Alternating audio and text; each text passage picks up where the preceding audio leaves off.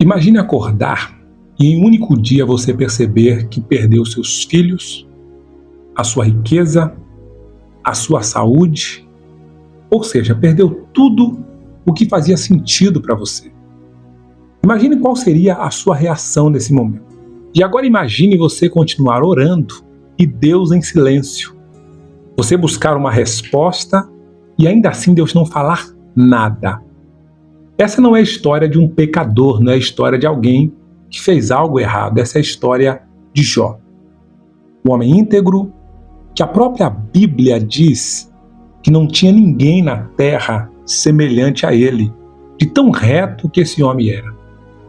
Então por que Deus permitiu tanto sofrimento na vida desse homem? A resposta pode mudar completamente a sua visão de quem é Deus. Hoje eu quero falar sobre o porquê que Deus permite o sofrimento na vida das pessoas. Por que pessoas boas sofrem? Talvez você já se fez essa pergunta 1 milhão de vezes. Por que eu estou passando por isso? Por que me aconteceu tamanha situação? Como pastor que eu sou há muitos anos, eu me recordo de um casal que congregou comigo há um tempo atrás, e eles passaram, gente, 6 meses de muita luta. Para vocês terem noção, nesses 6 meses o marido sofreu um acidente. Dentro desse período a esposa perdeu o trabalho, o filho pegou uma doença que os médicos não descobriram o que era.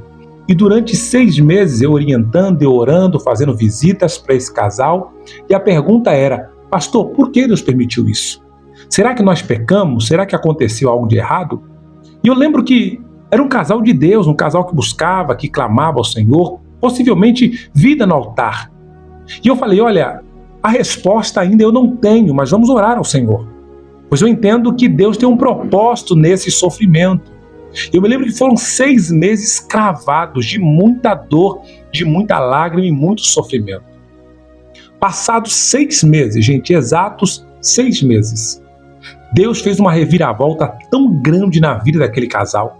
Eles tinham uma causa na justiça há mais de 15 anos. Já estava praticamente esquecida, anulada. Certo dia eles recebem uma ligação dizendo que o valor da causa na justiça já estaria no banco. O marido recupera-se do atropelamento, Deus abre para a esposa uma porta muito maior e depois de 2 ou 3 meses eles começam a empreender um negócio que virou muita grana para eles. O filho foi curado. Resumindo, gente, os outros 6 meses eles mudaram de carro, mudaram de casa, mudaram de vida. Eles precisaram primeiro passar pelo vale, pelas dificuldades, entender os porquês da vida, para depois viver um tempo de milagre. E eles me contaram o que Deus falou com eles nesse período. E alguns processos que eles tiveram que atravessar tinham um propósito que somente eles e Deus sabiam. Na vida de Jó não é diferente. Hoje eu quero falar o porquê que Deus permitiu. O que muita gente não consegue perceber é que Deus tinha algo maior para a vida de Jó, sim, mas precisava Deus trabalhar em algumas áreas específicas. E talvez você, essa pessoa que está me assistindo nesse momento, há um propósito maior de Deus na sua vida e eu não tenho dúvida. Eu não sei se você duvida, eu não tenho dúvida. Deus te escolheu para coisas extraordinárias. Porém, existem alguns ajustes que Deus precisa realizar. Para você que está sofrendo hoje, Deus tem uma resposta de vitória para a sua vida e quem sabe essa resposta não traga leveza ao seu coração e te ajude, ao invés de questionar e brigar, você avançar e passar para o próximo nível. Fica comigo esta manhã, porque esse texto bíblico, essa história da Bíblia está extraordinária. Aqui nós ouvimos histórias bíblicas poderosas em Deus. Então abra o sorriso, vem comigo. Eu sou o pastor Carlos Gonçalves, já estamos ao vivo, já dá sorriso e vem. Vamos para o texto bíblico? Eu quero ler um texto da Bíblia aqui, muito forte. Livro de Jó, capítulo 1, verso de número 8. Olha o que diz a Bíblia. Observastes tu o meu servo Jó? Porque não há ninguém na terra semelhante a ele, homem íntegro e reto, temente a Deus e que se desvia do mal. Uau! A história de Jó é uma das histórias lindas da Bíblia porque mostra a vida de um homem comum. A vida de um homem que habitava, que vivia no meio de outras pessoas comuns. As pessoas que estavam em volta de Jó não tiveram o poder de influenciá-lo de forma negativa. Quando a Bíblia diz que Jó era o homem mais íntegro do seu tempo, haviam pessoas pecadoras, haviam pessoas erradas ali. E o que mais me chama a atenção em Jó é que Jó não se deixava levar. Por mais que ele andava, por mais que ele estava cercado de pessoas que faziam coisas erradas, Jó tinha um propósito tão grande na sua vida que ele decidia não fazer coisa errada. Por mais que os seus sócios faziam coisas ilegais e imorais, Jó não fazia. Por mais que os seus vizinhos, quando podiam ter uma vantagem lícita em algo, eles tinham vantagens, Jó não queria ter esse tipo de vantagem. Aos olhos de muita gente, Jó era taxado como doido, como louco, como alguém lunático, porque os padrões de Jó eram diferenciados. E foram esses padrões que fez o próprio Deus olhar para Jó e fazer a ele um dos maiores elogios, ou talvez o maior elogio da Bíblia Sagrada. Quando os filhos de Deus estão se apresentando diante do Senhor, e aqui vale a pena explicar, todas as vezes que a Bíblia fala sobre filho de Deus, a Bíblia se refere a uma classe de seres ou de pessoas criadas por Deus. Vamos entender isso? Os filhos de Deus na Bíblia podem ser os homens, nós somos filhos de Deus por adoção. Israel é a nação eleita e nós somos adotados, enxertados em Deus. Então a expressão filho de Deus pode ser tratado para os homens. Somos filhos de Deus por adoção. Filho de Deus também pode ser chamado de Israel. Como eu disse aqui, Israel são filhos de Deus por eleição. Eles são eleitos por Deus. Jesus veio para os judeus, para os israelitas. Eles são filhos de Deus por eleição. Os anjos também são filhos de Deus, porém são filhos de Deus por criação. Foram criados por Deus para estar diante do trono, adorando ao nome do Senhor. Então a expressão filho de Deus pode ser dada aos homens, a Israel ou aos anjos. Já aprendeu essa aqui? Se você está aqui no nosso canal a primeira vez, não está inscrito no canal, gente, já se inscreve no canal e já dá logo um glória, porque aqui você aprende, aqui você cresce. Não é apenas uma história narrada da Bíblia, não. Aqui é profundidade bíblica. Já aprendeu essa? Já se inscreveu aí? Agora deixa esse like. Todo mundo que está vendo minha cara preta agora, está vendo minha cara preta aí na tela? Para tudo que está fazendo, clica o dedão no like aí, isso, deixa esse like. É esse like aqui que ajuda a evangelizar. É através desse like que nós estamos alcançando pessoas em outros estados, em outros países, que vidas estão sendo transformadas pelo Espírito Santo. Existe um testemunho, não sei se eu consigo contar hoje, mas de alguém que foi alcançado através desse canal e hoje está servindo a Deus. Olha o que acontece. Então é você, quando você deixa esse like, você me ajuda a evangelizar. Voltando para o texto. Quando a Bíblia fala a expressão filho de Deus, nessa expressão bíblica, está falando dos anjos, filhos por criação, como eu disse. E os anjos se apresentam diante de Deus. E Satanás está dentre os anjos se apresentando diante do Senhor. Uma outra observação importantíssima, pega essa aí, pega o papel e a caneta, se eu fosse você já estava anotando. O livro de Jó é considerado o livro mais antigo da Bíblia. Moisés escreveu o livro de Jó. E alguns estudiosos afirmam que Satanás, até esse momento, poderia ter acesso ao trono de Deus. Ele ainda não tinha sido julgado, ele foi jogado do céu abaixo, mas Deus não tinha dado a sentença ainda para Satanás. Isso alguns escritos, alguns estudiosos dizem isso. Então Satanás podia ir até o trono de Deus. Hoje ele não pode mais, mas naquela época ele tinha acesso ao trono de Deus. Por isso ele se apresentou ali diante de Deus. Não vamos ver outra ocasião onde o diabo se apresenta no trono, somente nesse momento. E Deus, observando que Satanás estava dentre os seus filhos, dentre os anjos, o Senhor faz uma pergunta: de onde vem Satanás? E ele diz: de passear pela terra e rodear por ela. Satanás, ele cirandava, e até hoje ciranda, na intenção de encontrar brechas, de encontrar falhas, de encontrar motivos para acusar, situações para poder oprimir, para poder fazer o mal. O mundo espiritual, eu sempre digo aqui, o mundo espiritual, ele é real, ele existe. Muitas pessoas ignoram, muitas pessoas não dão ao mundo espiritual a devida importância, mas Satanás continua. A Bíblia diz que as potestades e principados estão nos lugares celestiais, estão nos ares, estão passeando e rodeando. E o Senhor diz para ele: você tem observado o meu servo Jó? Quem era Jó, gente? A Bíblia diz que Jó era o homem mais rico da sua época.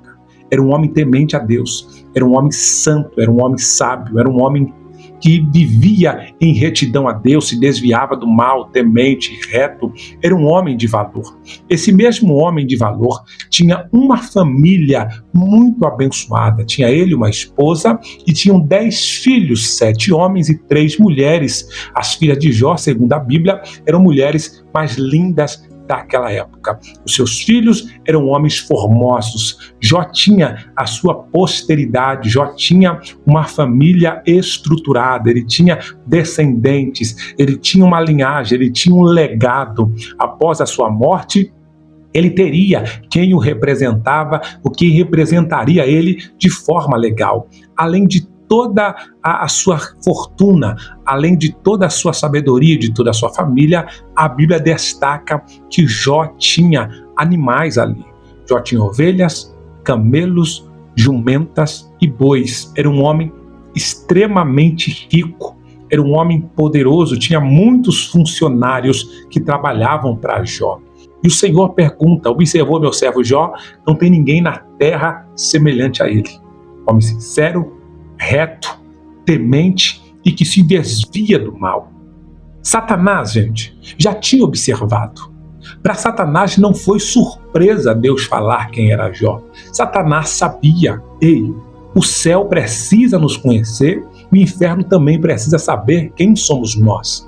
O inferno precisa saber quem somos nós. Há um texto bíblico muito interessante de um homem que viu Paulo expulsar os espíritos malignos que estavam sobre as pessoas. E esse homem, ele foi até alguém que estava possesso por um espírito maligno, e esse homem estendeu as mãos e disse: olha, eu te expulso, eu te repreendo em nome de Jesus que Paulo prega.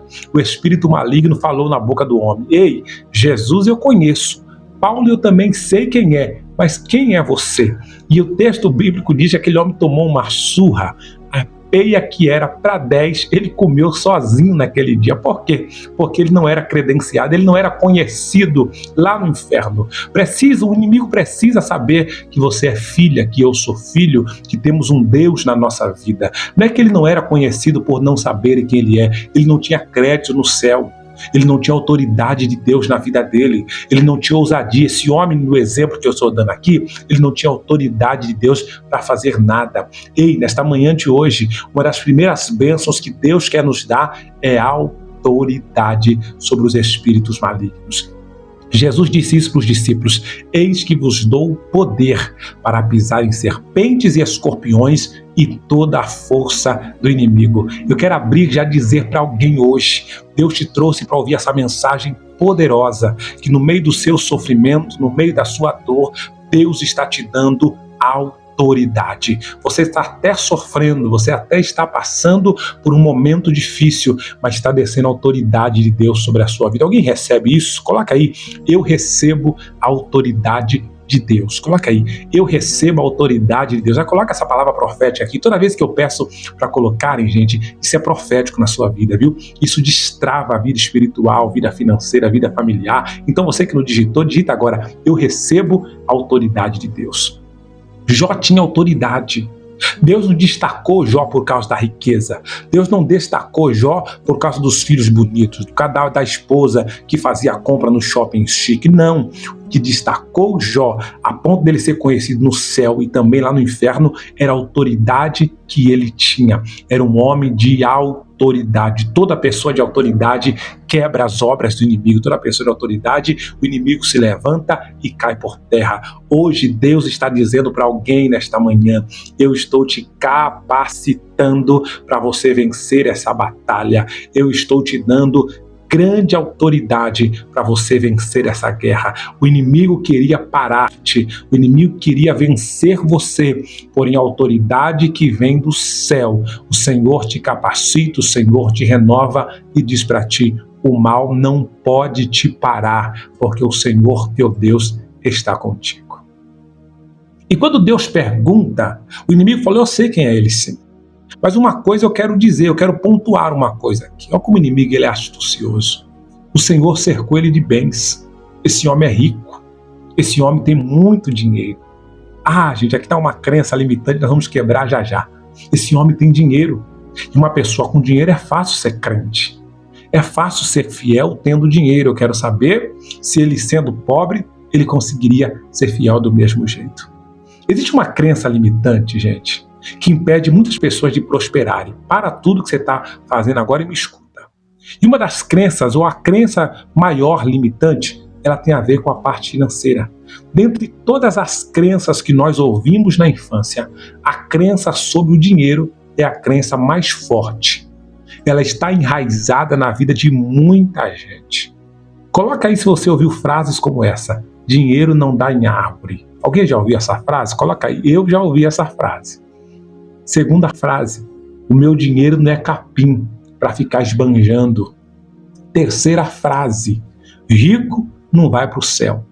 Se é rico é porque enriqueceu de forma ilícita. Rico não vai para o céu. Coloca aí se você já escutou. E se tiver alguma frase que eu não falei ainda, coloque também aí que eu vou passar lendo daqui a pouco. Outra frase que as pessoas dizem, gente, e essa muitas pessoas falam: pouco com Deus é muito e muito sem Deus não é nada.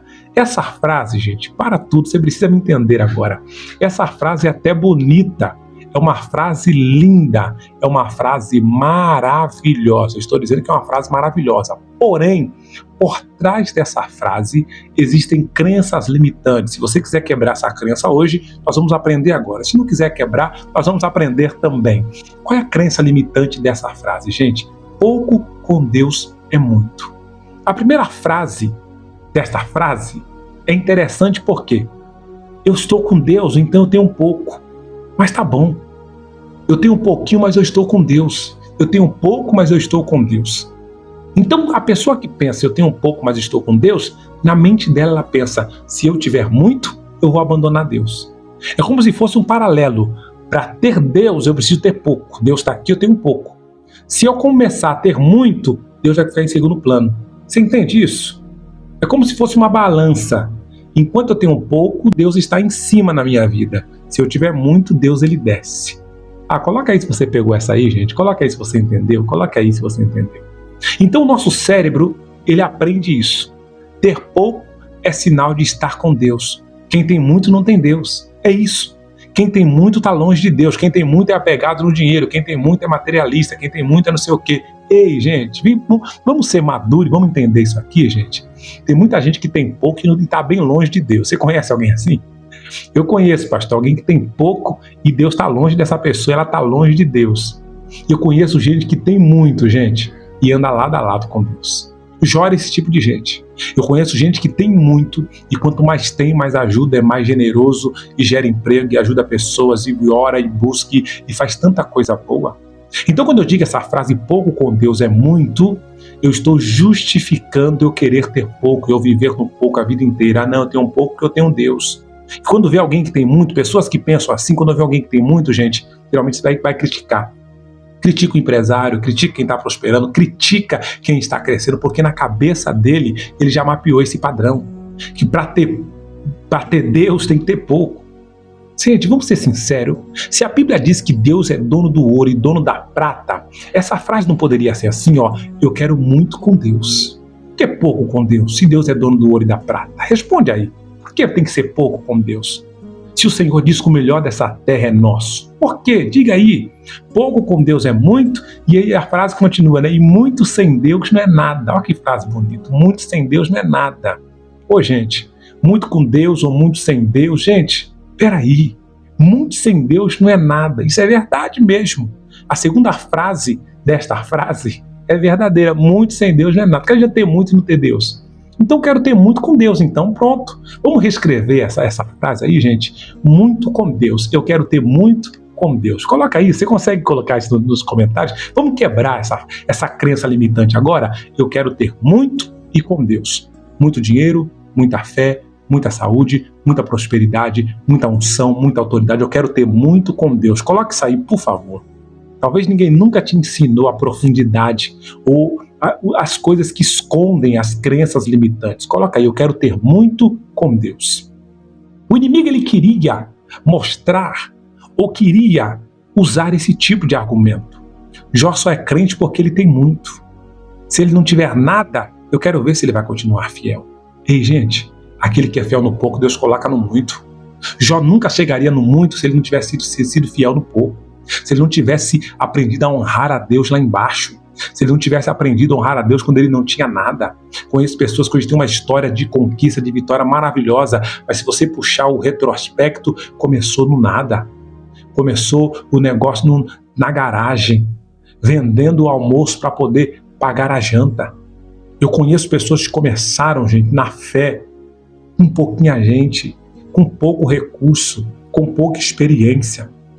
E hoje romperam, hoje cresceram. E eu sei que tem gente me vendo neste momento. Todas as vezes que falam sobre prosperidade, o seu coração queima. Todas as vezes que fala sobre prosperidade, a sua alma se alegra, porque você sente e sabe que Deus tem isso para você. Você sente e sabe que tem coisas travadas na sua vida e que você está buscando a resposta para que Deus destrave. Que a partir desse dia, hoje eu quero orar. A oração que vamos fazer aqui, gente, é oração para Deus destravar a sua vida financeira e trazer vitória para você. Quem vai participar dessa oração? Quem vai ficar comigo até o final hoje? Quem vai ficar comigo? Já segura aí, porque vai ter uma oração muito forte.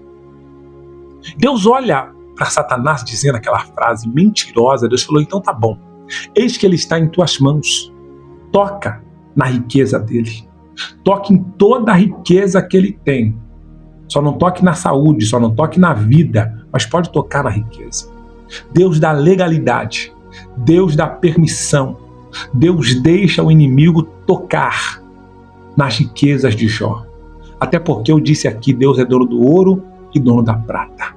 E se Deus permitiu, escute isso, que uma porta se fechasse na sua vida, não é porque Ele não te ama, é porque Ele tem 2, 3, 4 portas maiores para abrir para você. Você recebe essa palavra? Diga, eu tomo posse. Se Deus permitiu pessoas te prejudicarem e você ter prejuízo, pessoas que te devem e não te pagaram, pessoas que falaram que iam fazer por você e não fizeram, se Deus está permitindo isso, é porque Deus tem algo maior para você. Eu aprendi, gente, que se a bênção não vem na horizontal, não vem de homens, a bênção vai vir na vertical, vai vir de Deus. Quando pessoas não cumprem na minha vida o que promete, eu sei que Deus compra a briga e fala, eu vou cumprir e vou fazer maior. Quando pessoas não te ajudam quando você precisa, Deus vem com a ajuda do céu e te honra. Talvez você está esperando algo de alguém, talvez você está esperando do governo, do amigo, de uma pessoa. A palavra do Senhor para você essa manhã é essa. O Senhor vai te surpreender. A bênção que você precisa não vai vir de homens, vai vir de Deus. Deus permite. Eis que Ele está nas tuas mãos. Toca na riqueza dele. E naquele mesmo dia, estou falando de um único dia, Jó está com a sua esposa, quando de repente entra um mensageiro dizendo, Jó, os bois lavravam. Ele tinha 500 juntas de bois, 1000 bois. E as jumentas passiam junto a ele. Jó tinha 500 jumentas e 1000 bois. Os bois e as jumentas estavam juntos, Jó. E os inimigos vieram e mataram todas as jumentas e os bois ao fio da espada. E só sobrou eu para lhe trazer essa notícia. Enquanto ele está falando ainda, vem um segundo mensageiro. E ele diz, Jó, caiu fogo do céu e acabou com as suas 7.000 ovelhas.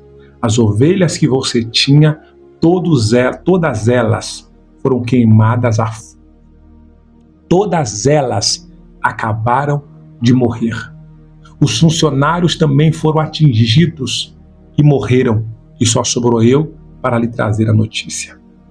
Vem um terceiro mensageiro e diz, Jó, os seus camelos acabaram de ser mortos pelos inimigos. Seus 3.000 camelos foram mortos pelo inimigo. Mataram todos, mataram os funcionários e só sobrou eu para lhe trazer a notícia. Jó, nesse momento, está com o coração acelerado. Jó está sentindo o que nós conhecemos de crises de ansiedade. Porque todas as vezes que somos bombardeados ou que recebemos uma notícia dura, todas as vezes que estamos numa situação que temos que enfrentar ou fugir, é normal nos sentirmos ansiosos. Os batimentos cardíacos aumentam, a aceleração da respiração fica maior, perdemos o poder de raciocinar, E quando tomamos decisões nesse clímax, ou nesse período de agitação, geralmente tomamos as piores decisões. Portanto, não tome decisões de cabeça quente, não tome decisões precipitadas, não tome decisões no calor do momento, deixa as coisas se apaziguarem, deixa Deus acalmar o negócio, deixa Deus dar um direcionamento para você não fazer besteira. Vem o quarto mensageiro, e o quarto mensageiro traz a dor pior. Se perder os funcionários e perder a riqueza não foi o bastante, o quarto mensageiro vem com a pior notícia. Jó, os seus filhos, os seus 10 filhos, estavam na casa do seu irmão primogênito. Eles estavam comendo e bebendo vinho na casa do seu irmão primogênito. Quando de repente veio um vento, bateu nos 4 cantos da casa, que caiu sobre eles, e todos os seus filhos morreram. Todos eles morreram, e possivelmente, a Bíblia não diz, mas possivelmente o irmão de Jó também morreu, a família do irmão de Jó morreu. Afinal de contas, a casa caiu sobre eles. Falamos da perda dos filhos, mas também Jó perdeu ali seu irmão, a sua cunhada, com certeza teve mais perdas ali. É que os filhos afetam Jó diretamente. Jó, quando recebe essa palavra dura, Jó, quando recebe essas notícias terríveis num dia só, ele poderia olhar para o céu e falar: Senhor, por quê? Por que o sofrimento? Por que a dor? Por que da luta? Por que da angústia? Mas a Bíblia diz que Jó, em meio a tudo isso, ele rasga o seu manto, ele rapa a sua cabeça, ele deita no pó, na cinza, e ele adora ao nome do Senhor. Ele adora ao nome do Senhor. A maior lição que eu aprendo nesse texto bíblico é que, por maior que seja a dor, a dificuldade, eu não vou murmurar, eu não vou reclamar de Deus, eu não vou ver Deus como um vilão, eu não vou ver Deus como um carrasco. Se algo deu errado, não é culpa de Deus. Se algo saiu do controle, não é Deus me punindo, porque Deus não é. Outra crença limitante é aprender que Deus é um carrasco, que Deus gosta de ferir, que Deus gosta de ver pessoas sofrer. Não, esse não é o Deus que eu conheço, esse não é o Deus que é pregado aqui. Jó adora ao nome do Senhor, ainda assim ele encontra forças para glorificar a Deus. E eu pergunto a você, meu querido e minha querida, nesta manhã, qual o tamanho da sua dor? Qual o tamanho da sua dificuldade? Qual o tamanho da sua aflição? Por quê? Por que tem chorado? Por que tem pensado em desistir? Por que tem pensado em abandonar? É somente uma fase. Esse período vai passar. Essa dor vai acalmar. Deus vai mudar a sua história. Deus vai trazer algo grande sobre a sua vida. Deus vai trazer algo grande sobre ti. A dor quer nos ensinar, gente, que Deus é maior que a dor. O sofrimento quer te ensinar que a vida ela é composta de momentos bons e momentos ruins, e Deus está em todos esses momentos. Se o momento é bom, Deus está lá. Se o momento é ruim, Deus está lá também. Se as horas da vida que você mais chora, que você mais sofre, onde todos te abandonam, Deus está ao seu lado. Deus está contigo, independente do que aconteça. Eu vim dizer para alguém: Deus continua sendo Deus na sua vida. O inimigo volta até Deus segunda vez. E Deus falou: você está vendo lá? Eu não disse que ele não iria pecar. O diabo fala, gente, ele é insistente, o inimigo não desiste. Se tem uma qualidade do inimigo é essa: não desistir. E a gente desiste todo dia, a gente desiste toda hora, a gente desiste de tudo. Tentei 1, 2, 3, não deu certo, eu vou desistir. A gente desiste da vida, desiste da família, desiste dos projetos, desiste de prosperar, desiste de servir a Deus, desiste de se cuidar. Ei, não desista. Não desista. Coloque nos comentários, isso é forte. Eu vou orar daqui a pouquinho, coloca aí: eu não vou desistir. Eu não vou desistir. Coloca isso nos comentários. E Deus permite. O diabo fala: olha, ele tem saúde. Deixa eu tocar na saúde dele. Deus permite. E Jó agora é cometido por uma lepra, uma chaga que toma conta de todo o seu corpo. De todo o seu corpo. O corpo de Jó é tomado por uma lepra muito grande. E nesse momento, gente, a pior parte é essa. é a parte onde Deus fica em silêncio. A pior parte é a parte que Jó ora, que Jó pergunta, que Jó clama e Deus não responde. A pior parte do sofrimento, e só quem já passou por isso sabe, é quando parece que Deus não está nem aí para o seu problema. Que é quando parece que Deus não está olhando para você. Jesus sentiu isso lá no Getsemane, quando ele orou e disse: Deus meu, por que me desamparaste? Deus não respondia a Jó em hipótese alguma. E talvez você exatamente você sabe como é isso. Talvez você esteja vivendo uma fase parecida, orando, esperando, clamando, e parece que nada acontece. O que Jó não sabia, gente, Jó não sabia que existia um propósito maior naquela dor. O que ele não entende nesse momento é que Deus tinha um propósito maior. Ele não conseguia enxergar o que acontecia nos bastidores. Você não sabe o que Deus está preparando para você. E muitas das vezes nós também não estamos entendendo. Nós não estamos conseguindo compreender. O silêncio de Deus não significa ausência, não. Silêncio de Deus não é ausência. Silêncio de Deus não significa abandono. Muitas das vezes Deus continua trabalhando quando nós não conseguimos ver. Depois de toda a dor, depois de todas as lágrimas, depois de todas as perguntas, eu preciso falar depois, no outro vídeo, eu preciso falar depois sobre os amigos. Aqueles que chegam na hora da dor, sabe? Aqueles que chegam para esmiuçar você mais ainda.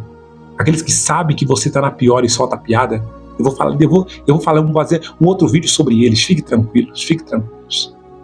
Depois de Jó perguntar, depois de tanta coisa, gente, Deus finalmente fala. E quando Deus falou, tudo mudou. Quando Deus fala, tudo muda. E hoje Deus está falando com alguém aqui. Hoje Deus resolveu trazer resposta para a sua vida. Hoje Deus te trouxe aqui para dizer: a sua história vai mudar. Jó foi restaurado. Deus vai trazer bênção sobre a sua vida. Deus vai trazer cura sobre o teu viver. Deus vai trazer provisão sobre a tua vida. O mais importante, que a restauração material, não foi essa a mais importante. O mais importante não foi a restauração das pessoas que voltaram a ficar perto de Jó. Não.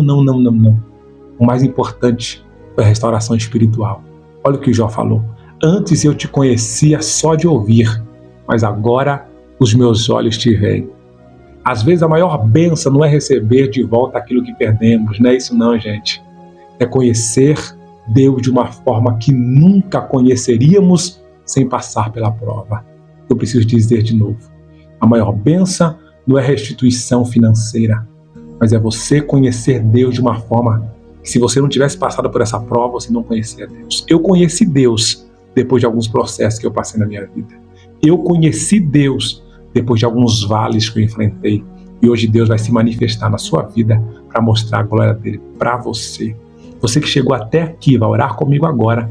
Coloca aí nos comentários: eu cheguei até aqui. Tem gente que está chegando, viu, gente? Coloca aí: eu cheguei até aqui. Essa oração vai ser especial por você e pela sua casa. Vamos orar nesse momento? Senhor, em nome de Jesus, nós oramos clamando a Ti, bendizendo o Teu nome, porque o Senhor tem cuidado, tem trabalhado. Essa pessoa, Pai, tem passado por dores, por perdas, por dificuldades, mas ela acredita que o Senhor é um Deus de bênção, o Senhor é um Deus de vitória, o Senhor é um Deus de mudança. Abre, Pai, as portas fechadas, opera o milagre, a bênção e a cura, para que o Teu filho e a Tua filha viva a plenitude da Tua bênção e seja honrado por Ti, em nome de Jesus, em nome do Senhor Jesus. Abre o sorriso, respira fundo, isso mesmo. Compartilha essa mensagem para alguém que está passando por dores, por dificuldades, e Deus tem vitória para a vida dessa pessoa. Você que assistiu essa mensagem, assiste a mensagem de Davi. A mensagem de Davi aqui poderosa. A história de Davi é a história de Gideão também, alguém que era covarde, alguém com medo, e Deus foi lá e o capacitou. Assiste essa mensagem na sequência, Deus vai falar ao seu coração. Deus te abençoe.